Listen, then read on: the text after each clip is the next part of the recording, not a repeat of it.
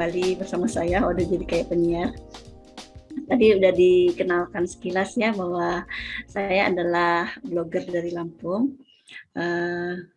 Saya adalah ibu 3 anak. Saya ini latarnya dulu suka nulis buku ya, terus saya nulis media cetak juga, cerpen, terus juga cerita anak, tulisan inspiratif dan lain sebagainya itu dibukukan ataupun di media cetak. Lalu semakin berkembang yang era digital dan juga meledaknya dulu blog ataupun diary online gitu kan, saya ikutanlah membuat blog.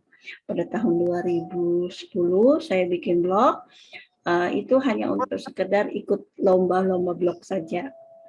Terus tahun 2015 saya memberanikan diri karena awalnya juga memang nggak sepede teman-teman yang lainnya ataupun juga ya kalau sekarang kan banyak kelas online ya, jadi ada mentornya lah ya. Jadi ke saya dulu itu masih ragu-ragu benar nggak menjadi jalan saya, tapi Bismillah 2015 itu blognya saya jadikan blog domain dan merintis untuk menjadi blogger yang lebih profesional. Nah, dengan latar saya menjadi suka menulis itulah, itu jadi sebuah modal ya, modal untuk kenal banyak orang. Karena dulu jujur ketika bikin Facebook tahun 2009 kalau nggak salah, itu yang saya add adalah teman-teman yang pernah jadi teman-teman satu buku saya. Jadi misalnya saya nulis buku antologi, semua teman itu saya add. Terus juga komunitas ataupun organisasi kepenulisan yang saya ikuti, semua teman-teman itulah yang saya ikuti. Jadi lingkup saya itu memang penulis dulunya ya. Dan saya memang hobi suka mengirimkan tulisan itu ke berbagai media seperti Kompas, Femina, majalah Garis, majalah Umi, semuanya dulu ditargetkan tembus ke majalah media cetak gitu ya. Jadi itulah apa awal-awal saya mengenal dunia kepenulisan dan akhirnya beralih ke dunia digital. Nah, tahun 2015 itulah menjadi tonggak saya untuk menjadi blogger dan mulailah mengenal media sosial yaitu Instagram awalnya. Oke, next Mbak.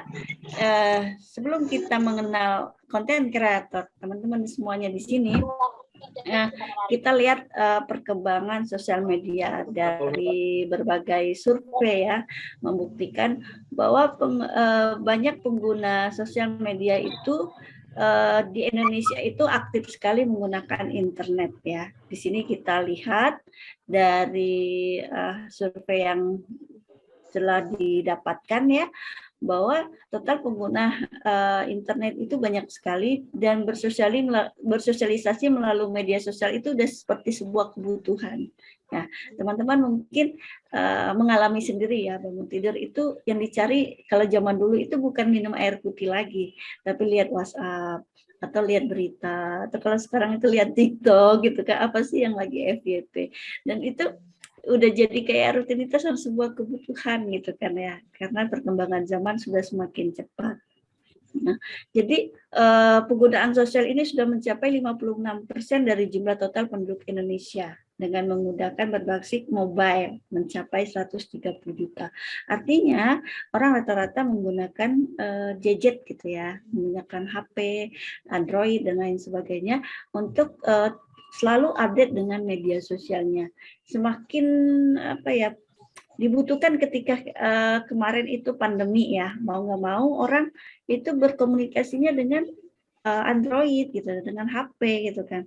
Anak-anak sekolah secara daring pun grup WhatsApp-nya banyak. Perpelajaran di grup, bikin grup WhatsApp gitu kan ya. PR-nya pun juga menggunakan video dan juga suara gitu kan ya, ataupun penyampaian tugas-tugasnya gitu kan ya. Nah, artinya ini emang sangat dibutuhkan dengan perkembangan zaman. Jangan sampai juga kita tidak update gitu kan. Jadi bagaimana sih kita mengimbangi bahwa sosial media ini bukan sebagai momok, tapi juga bisa kita taklukkan. Artinya kita memanfaatkan media sosial, bukan kita dikontrol oleh media sosial itu, tapi kita memanfaatkan media sosial itu untuk kita lebih berkembang, gitu ya. Next. Nah, teman-teman, seperti yang diketahui bahwa pengguna YouTubers terbanyak itu media sosial yang digunakan itu paling banyak itu memang dicari orang adalah YouTuber, YouTube ya maksud saya. Jadi mau cari informasi apa itu biasanya orang tuh klik itu kan secara apa ya, acak visualnya lebih menonjol itu memang di YouTube gitu kan. Anak-anak sendiri hiburannya apa, nonton masak-masakan, nonton bermain mobil-mobilan, ibu-ibu juga cari resep, kayaknya lebih banyak itu menggunakan informasinya di YouTube, terus ke WhatsApp. Karena itu tadi ya kepentingan kita membuat grup sekolah, grup pekerjaan, grup informasi dan lain sebagainya. Bahkan bapak-bapak yang mau poskamling pun mau apa gotong royong di masjid dan lingkungan sebuah RT-nya ada grupnya. Jadi sekarang itu banyak sekali grup-grup WhatsApp ya. Terus Facebook. Nah, ini rata-rata yang seusia saya kayaknya lebih banyak memang mainan Facebook gitu ya. Dan ibu-ibu yang ya kalau kata orang anak muda tuh, ibu kembali aja dong di Facebook, nggak jangan ke TikTok karena apa? Sering banget berseberangan ya media. Media itu emang ada keunikan tersendiri. Nah, jadi nanti kita memang juga harus mengenal media itu. Jadi jangan sampai kita membawa misalnya konten di TikTok itu ke Facebook belum tentu cocok ke Facebook ya. Media di Facebook belum tentu cocok ke TikTok. Ataupun media konten yang untuk di Instagram kita bawa ke Facebook belum tentu cocok. Jadi kita harus kenal dulu media itu masing-masing. Oke. Dan yang terakhir itu sekarang lagi booming itu TikTok ya, menanjak sekali setelah pandemi ini. Jujur saya juga dulu sempat ngapain sih bikin akun di TikTok, itu kan akun anak ABG yang joget-joget gitu kan, apalagi kemarin dulu itu meledak si siapa ya, Bowo ya, mungkin teman-teman juga tahu kenal berita itu meledak sekali pada zamannya gitu kan. Saya termasuk yang orang anti download TikTok gitu-gitu dan lain sebagainya. Lalu jedar pandemik melanda dan saya kayaknya butuh suatu hiburan, butuh suatu yang hal baru gitu kan, karena lama di rumah saja. Lalu ketika mengetahui ternyata kontennya itu bukan cuma sekedar joget gitu kan ya, bukan sekedar anak ABG, tapi banyak sekali informasinya. Saya pun ingin mencoba gimana sih caranya untuk aktif di media selain blogger ya, selain media blog, selain juga Instagram yang memang sudah saya kelola dari tahun 2015, lalu saya berkenalan dengan TikTok dan juga snack video. Nanti saya lebih ulas lagi ya. Oke, next. Jadi teman-teman, ini yang media sosial yang banyak sekali digunakan oleh orang-orang sekarang, yaitu YouTube, Instagram, dan TikTok. Ya, kalau YouTube itu jelas ya memang masih banyak sekali peminatnya. Bahkan kalau sekolah anak saya itu juga live streaming ketika anak-anak ada kegiatan sekolah, mau nggak mau orang tuanya yang tidak bisa hadir ataupun memang tidak diizinkan karena ruangannya terbatas ya, apalagi masa-masa baru selesai pandemik, belum terlalu besar bikin acara ya. Jadi wali murid itu bisa nontonnya lewat YouTube. Jadi kita pun belajarnya memang mau nggak mau ya menggunakan YouTube lah sekarang itu. Ya. Lalu Instagram masih menjadi primadona juga ya, karena orang-orang sekarang berjualan juga bisa lewat Instagram, terus juga promosi perpolitikan juga banyak sekali menggunakan media Instagram. Bahkan Instagram pun sekarang memanjakan ada reel ya. Jadi yang suka bikin video atau penikmat video juga bisa membuat kontennya di Instagram, di reel khususnya. Dan yang TikTok ini, jadi kalau dulu kita mungkin berantipati, kontennya joget-joget aja, kontennya itu anak-anak muda aja, ternyata tidak. Bahkan yang menang kemarin aja TikTok Award itu ada yang dari konten kreator yang juga sebagai pengurus BUMN gitu ya, ada juga sebagai orang yang suka berpetualang di hutan, dia tinggal di hutan sendirian, terus ngajak adiknya dan berjuang untuk peningkatan penghasilan dari rumah dan bisa meningkatkan derajat orang tuanya dan lain sebagainya. Jadi media sosial ini bisa kita manfaatkan untuk menambah income kita dari rumah. Oke, next. Nah, kita akan tahu apa sih itu konten kreator. Jadi kita akan mendefinisikan ya. Konten kreator yang dimaksud adalah profesi di mana kita ataupun kamu dibayar untuk membuat konten. Mulai dari artikel, video, musik, dan lain sebagainya. Konten ini nanti akan menarik perhatian publik dan menjadi sarana promosi yang sangat efektif. Itu mengapa iklan menjadi salah satu sumber pemasukan utama dari konten kreator. Nah, uniknya sekarang tuh apa ya, menikmati iklan yang dibuat konten kreator itu lebih menarik dibandingkan kita buat nonton iklan di TV ya. Bahkan sekarang saya sendiri jarang banget nonton TV. Kalau ada informasi itu malah kelihatan di TikTok. Nah, itu cepat banget FYP-nya. Perkembangan apapun, bahkan berita musibah, berita bahagia, berita apa yang lagi tren itu kan ya, pernikahannya Maudi, terus juga musibahnya dari Jabar dan lain sebagainya. Saya tahu itu malah lebih update-nya dari TikTok ataupun dari YouTube ya. Jadi konten kreator itu sangat apa ya, kita butuhkan ya, karena menyampaikan informasinya itu dengan menarik dan kita mudah memahami informasi yang mereka sampaikan. Dan perlu diketahui bahwa konten kreator ini kan artinya kita membuat konten, kita menyampaikan informasi. Jadi sebaiknya tentu juga informasi yang kita sampaikan itu yang bisa kita pertanggungjawabkan. Oke, next. Nah, konten kreator ini kita wajib memiliki kemampuan fotografi, videografi, riset yang baik agar konten yang diproduksi itu menarik bagi target pasar. Memang sih kalau menjadi konten kreator itu kadang ada dua pilihan. Kita mau bikin konten yang bagus atau konten kita yang jelek. Akan sama-sama ada kesempatan untuk viral. Ya, banyak sekali konten itu yang kadang-kadang kita nggak bayangkan bahwa kucing bisa viral gitu kan, yang kemarin itu lagi terkenal apa, kucing pororonya hilang gitu ya.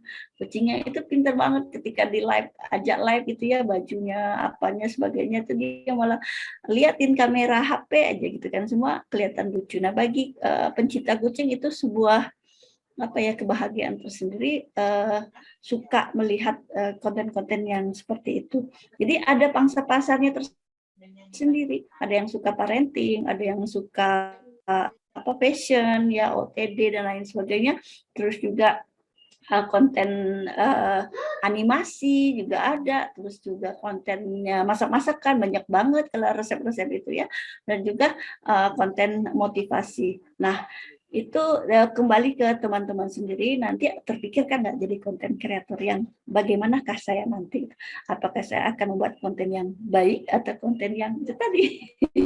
Tapi berharap yang ada di sini buatnya konten yang bagus-bagus. Oke ya. Oke, next. Nah, teman-teman, seperti yang saya sampaikan sebelumnya, kita ketika membuat konten itu nanti kenalin dulu medianya, karena beda banget kalau kita bikin video di TikTok, kita bawa ke Facebook, itu mungkin orang akan garing. Saya ingat banget dulu seorang teman bikin status, ngapain sih orang nanya usia 25 kalian harus dapat apa gitu kan, nah gitu kan, harus punya apa, keahlian dan lain sebagainya.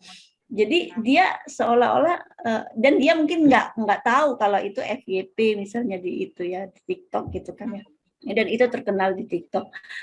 Dia nggak paham ketika dibawakan di Facebook tuh orang-orang yang komen, iya ya ngapain itu dibahas dan lain sebagainya. Tapi sedangkan itu jadi pembicaraan di TikTok. Jadi kita kenalin dulu media yang akan kita aktif di sana sebagai content creator, dan kita apapun smartphone yang kita gunakan, kita perlu ketahui juga modal kita itu kita manfaatkan dengan sebaik-baiknya. Tidak harus menggunakan kamera, kita manfaatkan yang ada saja. Nah, caranya bagaimana nanti akan saya tambahkan apa saja sih yang perlu kita siapkan. Oke, terus juga ada aplikasi. Nah, kita manfaatkan aplikasi itu untuk mengedit video kita, untuk mengedit foto-foto kita, terus juga untuk membuat konten itu sendiri. Bahkan sekarang itu macam-macam, terserah teman-teman, memang macam-macam ya. Ada orang yang menjual dalam tanda kutip kesedihan, juga ada yang menjual cerita-cerita yang lebih fiksi, ada juga seperti itu. Nah, tapi berharap nanti kita malah mempromosikan tulisan kita yang ada di blog itu, kita bikinin konten sehingga orang akan penasaran bagaimana baca tulisan secara lengkapnya. Kita kasih deh link blog kita gitu kan ya. Nah, jadi konten ini juga bisa menunjang bagaimana mempromosikan blog yang sudah kita buat gitu. Sebagai personal branding kita sebagai blogger itu bisa juga mendukung saat kita membuat konten-konten itu tadi. Oke, next. Nah, jadi konten kreator itu enak nggak sih? Enak nggak? Bagi orang yang sudah punya penghasilan yang lumayan, itu wah enak juga ya jadi konten kreator ya, karena jam kerjanya fleksibel ya. Jadi konten kreator itu fleksibel, jadi bisa di rumah, bisa ketika anak sudah sekolah atau anak sudah tidur, atau ketika anak bisa di samping ya, kayak ini misal saya anak lagi ada yang di masjid sampai isya, ataupun juga ada yang sambil nonton TV dan lain sebagainya. Terus juga punya banyak teman. Kalau kita jadi konten kreator itu kita pasti kepo ya dengan konten orang lain, terus kita bisa saling follow, terus saling kenalan, terus malah saling collab kadang-kadang ya. Jadi kita makin banyak temennya. Dan orang akan berpikir, wah kamu enak ya jalan-jalan ke hotel terus, nginap di sana terus, atau makan enak terus. Padahal dia itu dapat produk secara gratis, atau dianya diundang untuk mempromosikan hotel tersebut. Jadi seru kan ya, dapat kesempatan untuk mempromosikan sesuatu yang kalau mungkin kita bayar pakai uang sendiri, kayaknya jangan dulu deh ngabisin kayak gitu, nah gitu ya. Nah tapi di sini jadi konten kreator kita malah menikmati itu juga, dan juga dapat penghasilan berupa uang ataupun dapat berupa barang. Nah, kita juga ikut lomba-lomba yang diadakan ya, jadi kita menambah penghasilan seperti itu. Next. Nah, dalam proses pembuatan konten itu sendiri, teman-teman dapat melakukan beberapa tahapan berikut. Satu, tentukan tujuan. Jadi teman-teman tujuan membuat konten ini apa sih gitu ya?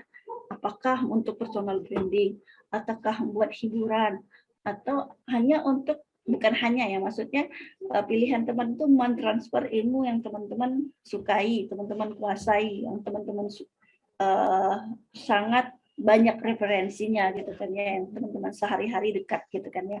Jadi konten itu tidak perlu terlalu banyak teman-teman riset gitu kan ya, karena teman-teman yang menjalankannya selama ini. Jadi tentukan tujuan teman-teman bikin konten itu untuk apa. Yang kedua, sasaran. Sasaran teman-teman ini boleh ketika membuat konten atau selama perjalanan sudah banyak followersnya, mungkin teman-teman bisa memutuskan bahwa sasaran teman-teman nanti ini apakah untuk remaja ataukah ibu rumah tangga, atau memang apa ya, untuk umum gitu kan. Misalnya kalau memang pencinta film gitu kan, pasti suka mereview film, sasarannya orang-orang yang suka nonton film. Kalau parenting kan ibu-ibu rumah tangga atau ibu-ibu muda gitu kan. Nah kalau religi lain lagi kan apa gitu kan ya, tentang tips-tips rumah tangga bisakah, ataukah tentang lain sebagainya gitu, ataupun resep ya. Kalau resep itu macam-macam, mau resep yang rumahan, mau resep yang anak kos, lain sebagainya. Jadi banyak sekali penikmatnya itu sesuai dengan apa ya, konten yang akan kita buat, sasarannya. Lalu kita riset ketika berjalan ataupun sebelum berjalan, bisa sama-sama gitu ya kita riset. Caranya gimana? Ada langkah-langkahnya nanti ya, meriset apa bahan untuk membuat konten itu sendiri. Kalau yang aku lakukan selama ini adalah aku suka nonton dulu video-video orang lain, ataupun juga cek di hashtag gitu kan, apa yang lagi viral, ataupun juga apa sih yang lagi disukai orang. Lalu coba-coba gitu kan ya, coba-coba bisa nggak sih, dan menantang diri sendiri, aku berani nggak bikin konten, tentu sesuai dengan personal branding aku ya. Jadi aku tidak bikin konten yang tidak sesuai dengan personal branding aku yang dikenal orang sekarang itu kan.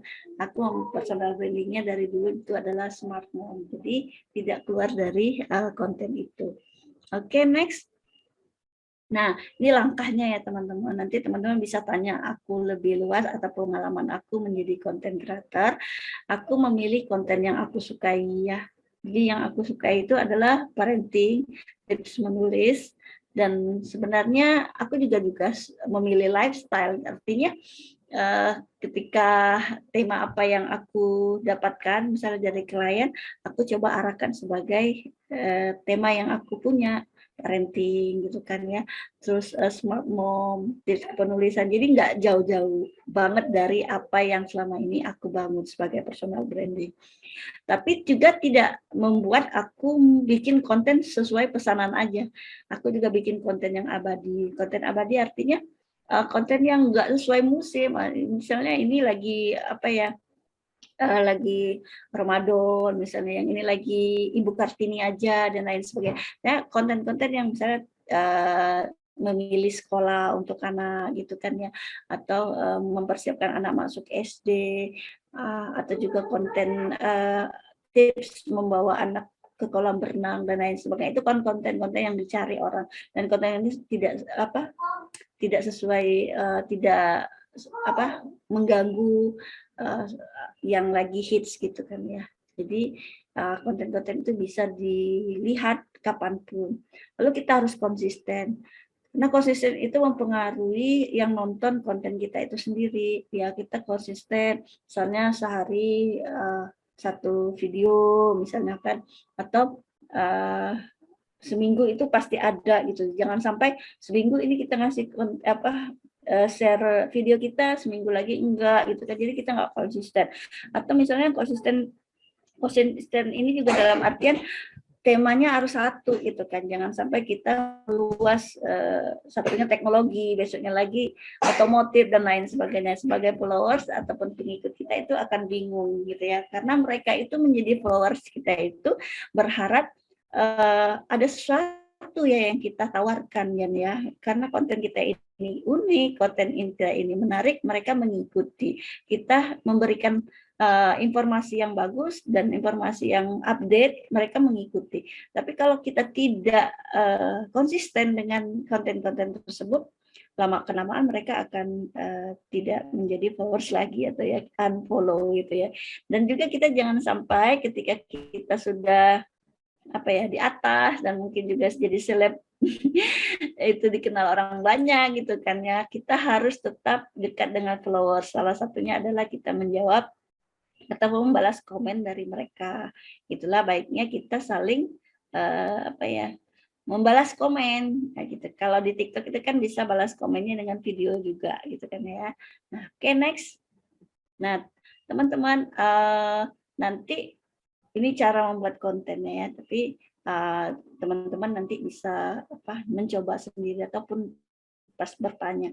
Oke, next. Ini tentang aplikasi yang aku gunakan untuk belajar menjadi content creator selain blogger ya. Jadi blog itu udah istilahnya udah adalah, sudah selesai lah ya. Mungkin nanti juga akan dibahas oleh Mbak Eni tentang blog. Oke ya, TikTok dan video yang selama ini aku buat itu tentunya mendukung personal branding aku. Lalu aku menambah skill baru ya dari kedua aplikasi ini. Tentunya menambah penghasilan dan juga menambah hiburan karena bakalan dapat banyak teman dan menarik ya. Oke, next. Nah, kalau di dua aplikasi ini sebenarnya masih sedikit followers aku ya. Kalau di Snack Video itu masih 1,8K gitu ya. Kalau di TikTok itu masih sedikit 3.000-an. Tapi ya alhamdulillah kontennya itu cukup konsisten. Jadi sudah menjadi personal branding aku sendiri dan aku bisa makin semangat untuk membuat konten tersebut. Oke, next. Nah, ini persiapan membuat konten. Jadi kalau konten itu apapun smartphone-nya ya, suara itu menjadi hal penting. Jadi ini yang aku rekomendasikan ya buat teman-teman ya, mic yang digunakan karena mic suara itu orang kan dengar ya, orang tuh akan senang kalau suaranya itu jelas gitu kan ya. Nah, aku rekomendasikan itu mic-nya mic Boya M1 kalau nggak salah ya namanya, lengkap nanti bisa di Google. Terus ada yang mic wireless kalau di luar ruangan untuk wawancara itu cukup terang. Terus ada headset ya. Nah, misalnya kalau teman-teman mau bikin konten, mau rekam langsung ataupun juga mau di recording dia suaranya akan direkam lagi, itu coba gunakan mic yang ada di sini karena lebih jelas. Penggunaannya memang beda-beda setiap smartphone, nanti teman-teman bisa cek cara penggunaannya yang bisa via YouTube ya, karena ada yang HP yang tambahan pakai open kamera, ada yang bisa langsung. Kayak di HP saya yang satunya itu harus pakai open kamera, yang HP yang satunya lagi tinggal lihat pengaturannya aja, sudah bisa langsung pakai mic ini. Oke, ya. Oke, next. Nah, ini tambahan. Jadi smartphone yang 1 jutaan aja itu bisa teman-teman jadi konten kreator. Jadi jangan sampai merasa aku HP-nya jadul banget, Mbak Naki, nggak bisa RAM-nya yang banyak dan lain sebagainya. Oke, teman saya itu berhasil jadi YouTuber. Caranya gimana? Dia rekam ya di HP smartphone-nya itu. Terus di mana-mana dia bawa laptop. Ketika rekaman selesai, langsung dipindahnya ke laptop. Lalu nanti dia edit lagi via HP-nya. Begitulah perjuangan teman-teman gitu ya.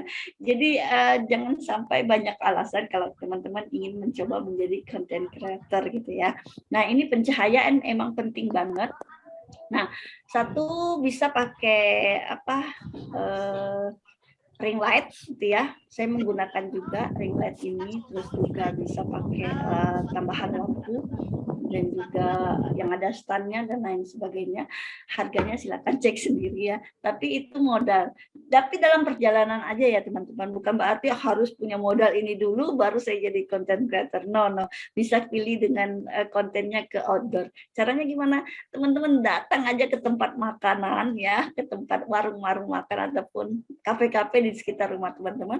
Bikin kontennya gitu nah kan. Cara yang pertama buka pintunya, terus menunya apa, terus nanti bisa wawancara sama pemiliknya, ownernya gitu kan ya. Pak, menu istimewa di sini apa aja gitu. Atau pengunjungnya izin dulu misalnya gitu kan ya. Tapi saya sarankan juga bikin kartu nama. Bikin kartu nama, kartunya sebagai tanda bahwa teman-teman, Pak, saya izin perkenalkan nama saya ini, saya seorang content creator. Cantumkan media sosial teman-teman.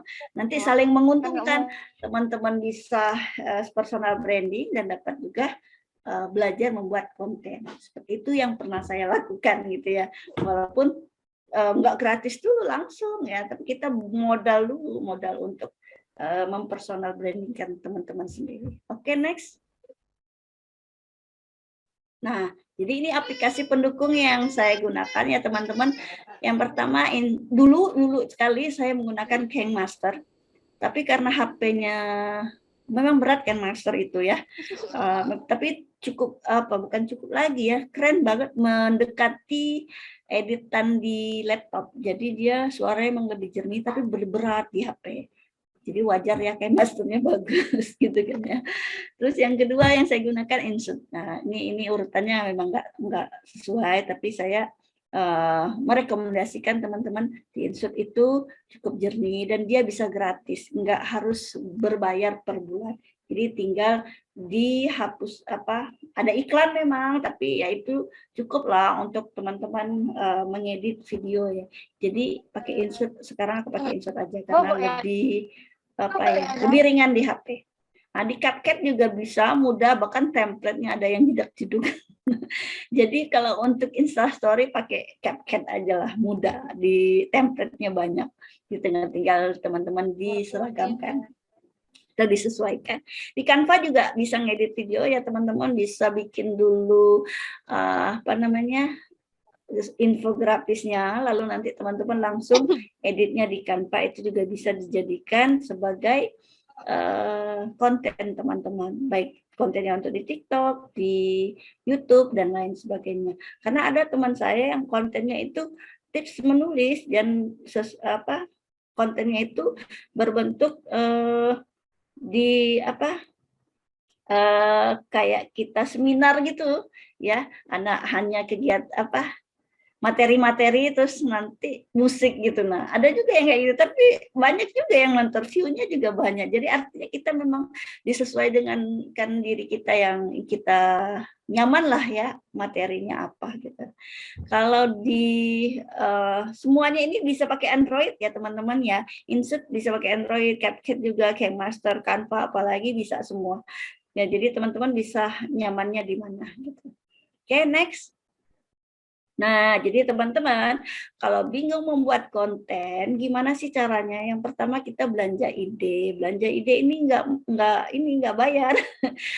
Artinya aja belanja karena kan banyak ya, gitu ya. Maksudnya tuh melihat-melihat dan lain sebagainya. Belanja ide sesuai dengan hashtag bisa, sesuai dengan yang lagi viral bisa dan lain sebagainya. Terus juga kita bikin bank ide. Bank ide ini bisa ngumpulin dengan video, bisa ngumpulin foto-foto, bisa mengumpulin story-story apa sih yang mau kita buat pekan ini, yang ini, pekan ini, yang ini, pekan ini, yang ini gitu kan. Jadi kita seperti apa ya, jadwalnya. Jadi jangan sampai kita mentok idenya, pekan ini banyak kita bikin konten, besoknya mandek lagi karena kita sudah tidak punya stok ide tadi ya, bank idenya kosong. Nah, terus kita buat layout. Layout artinya ini ya, apa sih? Kayak outline ya sebenarnya ya, kayak outline, kerangka apa sih yang mau kita bikin. Hari ini materinya apa yang mau kita bikin. Oh ya, mau apa?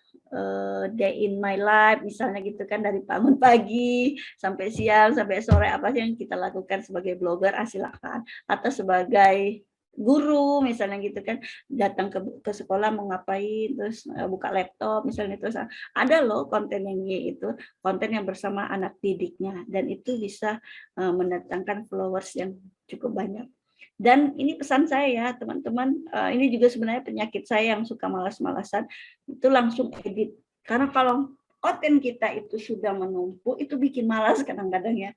Aduh kok ininya terlalu penuh di HP, udahlah pindahin aja. Nah, ketika dipindahkan itu malas lagi mindahinnya di HP. Jadi saran saya emang kalau sudah ada videonya ataupun kontennya tuh di HP, cepat-cepatlah diedit jadikan konten. Kecuali misalnya, oh ini kayaknya temanya ini khusus untuk ikutin lomba aja deh, jadi disimpan aja dulu. Nah itu juga jadi bank ide tadi ya. Jadi kita peram dulu idenya, jangan langsung kita eksekusi. Lalu kita gunakan sound yang viral. Nah, kalau kemarin tuh sound yang viral itu ada KKN di Desa Penari kan ya, viral banget. Nah, coba kita gunakan itu. Kita bikin konten yang lain, tapi kita gunakan sound yang lagi viral. Dan jangan lupa interaksi dengan followers tadi ya. Lah, ada yang komen apa gitu kan, kita balas. Ada komen yang ini, yang tentu kalau ada juga pasti hater dan lain sebagainya, kita siap-siap aja. Tapi saya belum ada ya kayak gitu, karena saya juga belum menjadi seleb gitu kan ya. Oke, didoain deh teman-teman semua, dan jangan lupa deh saling follow kita nanti setelah pertemuan malam hari ini ya. Oke, ini akhirnya semoga teman-teman semakin sukses menjadi content creator ya. Sudah siap. Assalamualaikum warahmatullahi wabarakatuh. Waalaikumsalam warahmatullahi wabarakatuh. Silakan Mbak Eni. Ya maaf teman-teman ya kalau terlihat misalnya agak lemes, emang kondisi saya agak sedikit kurang fit. Jadi tangan kiri saya ini nggak bisa ngetik, makanya slide-slide-nya minta tolong Mbak dari pihak hostess. Nah, jadi gini, senang banget tadi ya kita ngebahas sama Mbak Naki tentang bagaimana membuat konten di Instagram, di YouTube, di TikTok dengan video-video yang menarik. Nah, selain itu, untuk kali ini saya, Eni Martini, tadi udah perkenalkan diri, saya perkenalkan lagi ya. Saya ibu 4 anak. Selain sebagai blogger, saya awalnya adalah seorang penulis novel romantis. Nah,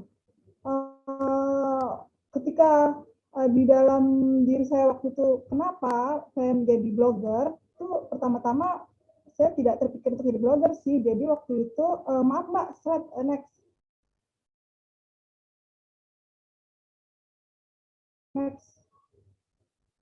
Halo, next Mbak. Oh, kenapa ya? Ya, tolong. Ini saya gangguan nih, soalnya nggak kedengeran dari sini. Halo, kedengeran nggak ya suaranya? Iya Mbak. Kedengaran Mbak Eni. Aman. Agak panik karena memang cuaca di Jagakarsa tadi itu hujan petir gitu. Jadi saya deg-degan sekali nih teman-teman. Jadi gini ya, untuk waktu itu saya menulis novel. Ketika saya menulis novel itu ternyata terjadi nih perubahan dari era novel fisik ke era digital. Otomatis novel itu mengalami penjualan yang gratis gitu. Yang benar-benar penulis novel fisik itu pendapatannya sudah jauh berbeda gitu. Terus saya yang hanya saya berhenti dari bekerja kantor, saya hanya sebagai penulis novel, itu terpikir tuh pertanyaan begini, tulis kita apa sih kita hasilkan di era digital selanjutnya gitu. Terus ya udah saya punya blog waktu itu tahun 2015. Nah ketika itu ada teman-teman saya yang menanyakan, Mbak ini kok nggak tertarik lagi untuk terjun ke dunia blogger gitu, karena dunia blogger itu juga dunia kepenulisan gitu. Waktu itu saya bingung juga, aduh gimana ya dari novel romans saya harus menulis yang non fiksi, karena kan kalau untuk di blogger itu banyak non fiksi ya, gaya kepenulisannya tuh ada yang esai, ada yang pokoknya berbeda sekali dengan novel romans gitu. Nah di sini saya mau sounding ke teman-teman, gimana sih dengan kepandaian kita menulis, kita juga tetap menghasilkan cuan dengan berbagai media tulisan kita seperti menulis novel dan juga menulis blog. Next. Karena era digital ini membuat kemudahan layanan dan cakupan tanpa batas ya. Jadi kalau misalnya kita beraktivitas di kayak saya dulu waktu di novel fisik tuh hanya dijual di toko, terus kita menayangkannya di radio-radio dengan talkshow atau dengan pertemuan-pertemuan, itu cangkupannya kurang sekali. Apalagi maka ketika di era digital ini sebenarnya tuh benar-benar lebih membuat kita yang bisa di bidang kepenulisan itu jauh lebih maju dibanding ketika era digital belum menyentuh kita gitu. Nah untuk disitulah kemudian saya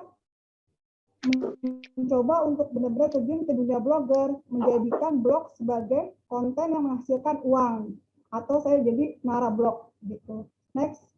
Untuk menjadi narablog ini asik sekali ya, kita jadi tetap bisa beraktivitas, tidak harus keluar, tapi kita menulis di rumah gitu kan, tapi tetap menghasilkan uang, apalagi kita yang kerja sebagai ibu rumah tangga yang ingin menghasilkan materi tapi hanya bisa mempunyai kepandaian menulis gitu.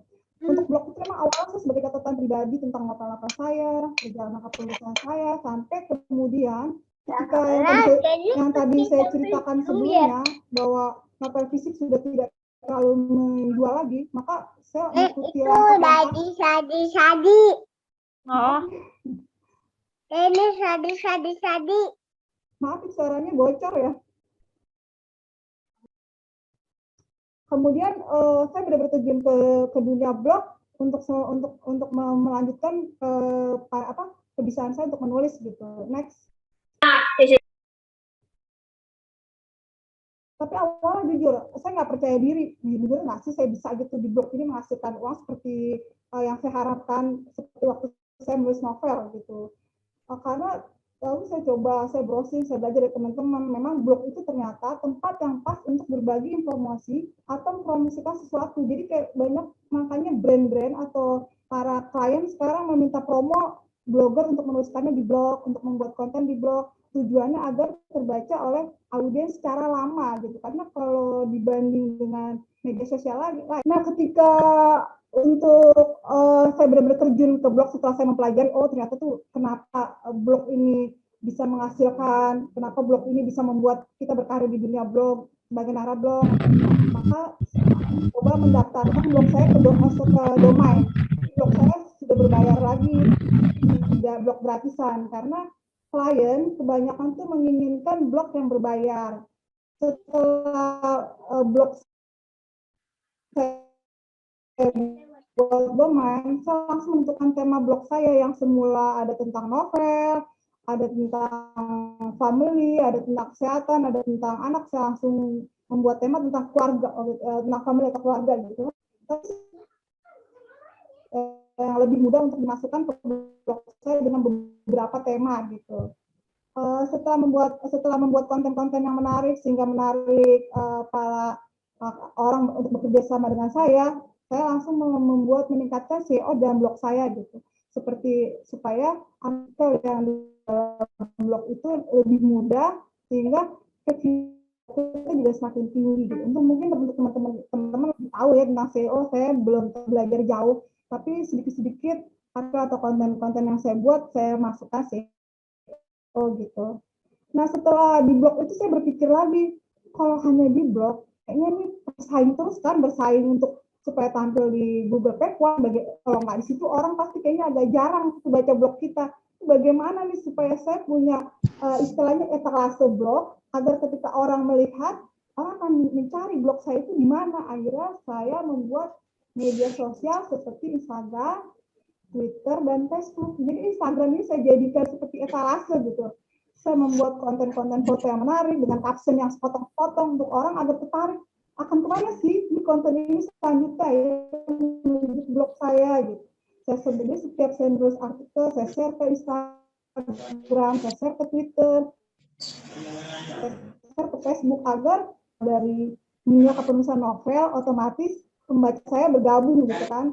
Ketika mereka tahu, oh Mbak Eni menulis di blog nih, mereka langsung tuh pembaca-pembaca organik saya sebut ya, berkunjung. Alhamdulillah ini menghasilkan pengunjung organik yang buat nilai blog kita semakin bagus gitu. Nah setelah kita membuat semua itu, saya langsung pelajari apa ya yang kemudian berikutnya saya lakukan, yaitu saya menjalin hubungan dan menjaga kepercayaan dengan para klien dan sebaiknya. Gini, sebagus apapun media sosial kita dan sebagus apapun konten-konten yang kita suguhkan, kalau kita bisa menjaga kepercayaan ke klien itu sulit banget bertahan. Yang kalian tahu sendiri lah saat ini dunia blogger itu udah banyak banget karena memang cukup menjanjikan dan mudah dilakukan di rumah oleh siapa saja, dari pekerja kantoran, dosen, bahkan ibu rumah tangga. Nah, bagaimana supaya kita tidak tertinggal dalam dunia persaingan ngeblogger ini?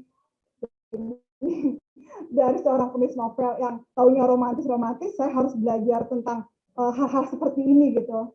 Nah, akhirnya saya menjaga kepercayaan klien itu biasa saya membaca brief yang mereka berikan, SOW yang mereka berikan dengan sebaik-baiknya.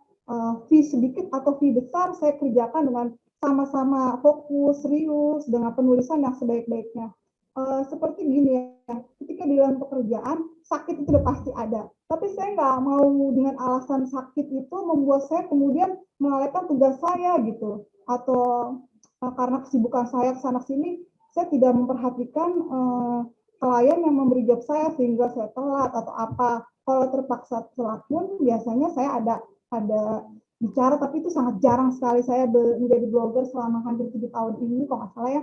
Alhamdulillah saya bisa mendapat kepercayaan itu, dan hampir 7 tahun saya terkonsis dengan yang penghasilannya tuh nggak mengalami drop lebih stabilan gitu. Nah itu pengalaman saya sebagai blogger setelah menulis novel. Next, Mbak. Halo Mbak Eni. Oke, bisa dilanjutkan kembali. Next. Halo? Kayak putus nyambung ya suaranya, ya ampun, internet tuh kenapa ya? Halo? Lanjut aja Mbak Eni, itu udah ada tampilannya. Iya, sudah ditampilkan Mbak. Tapi ini kembali ya apa ke tampil katanya. Sebelum saya melanjutkan fiksi, saya kemudian saya melakukan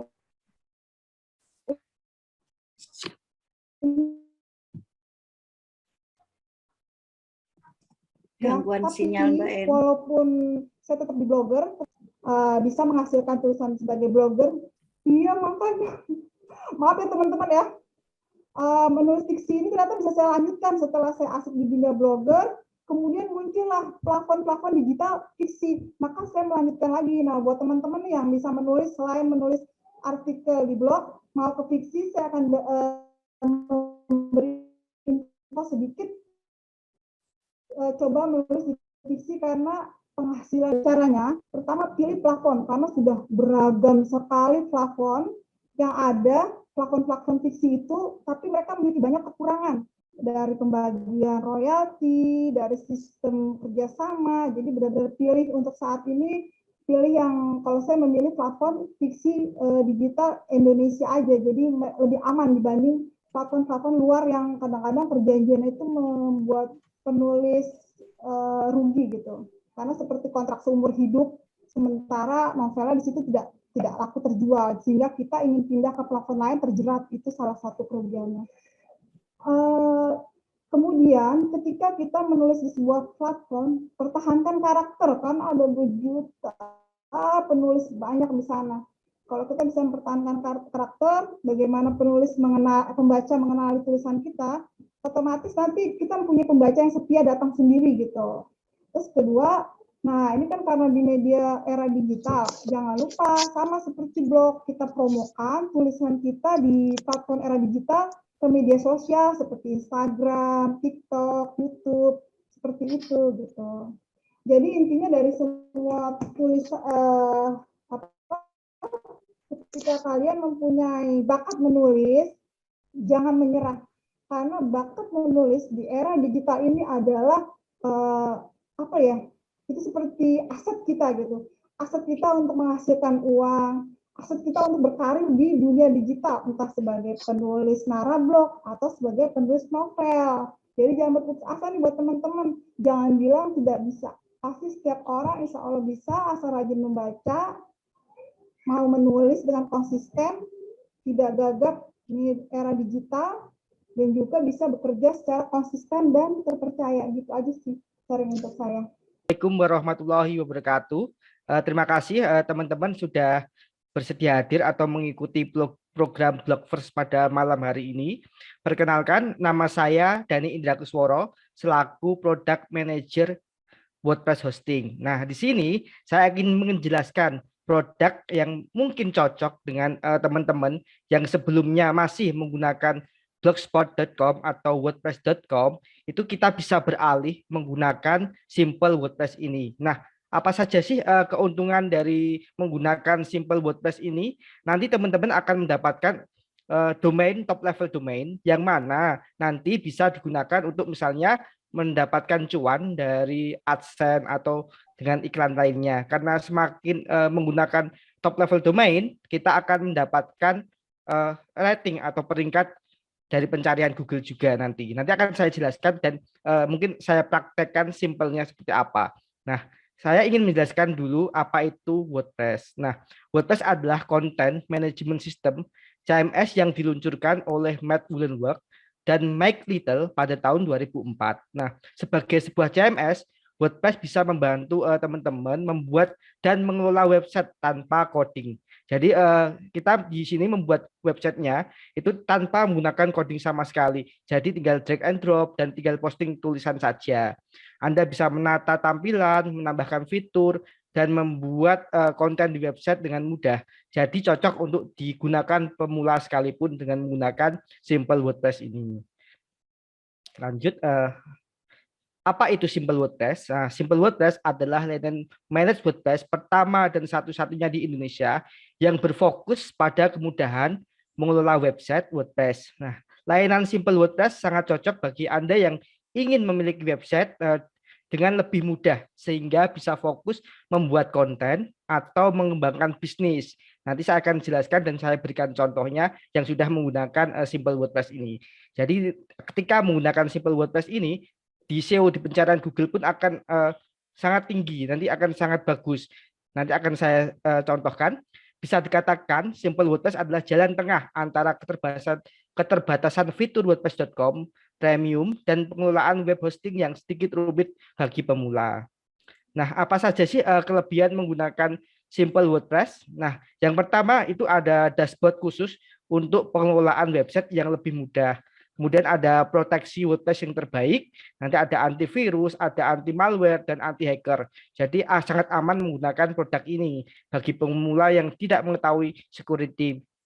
Kemudian yang ketiga, performa dan kecepatan yang maksimal. Jadi jangan takut lagi website kita yang lelet, karena di Simple WordPress ini kita sudah disuguhkan dengan Lightspeed Web Server yang mana sangat cocok dan sangat cepat.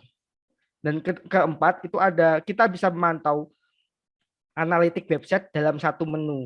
Nah, nanti di sini kita bisa melihat trafik harian kita, trafik bulanan, atau dari negara mana saja sih yang mengunjungi website kita, Dan kemudian kita juga bisa melihat report harian. Nanti bisa di-download untuk report hariannya. Kemudian ada yang kelima, yaitu daily backup. Nah, di sini kita akan dijamin aman data aman setiap hari. Karena di mana fitur ini, misalnya kita tidak sengaja menghapus file atau menghapus konten, itu kita bisa mengembalikan dengan daily backup yang kita miliki.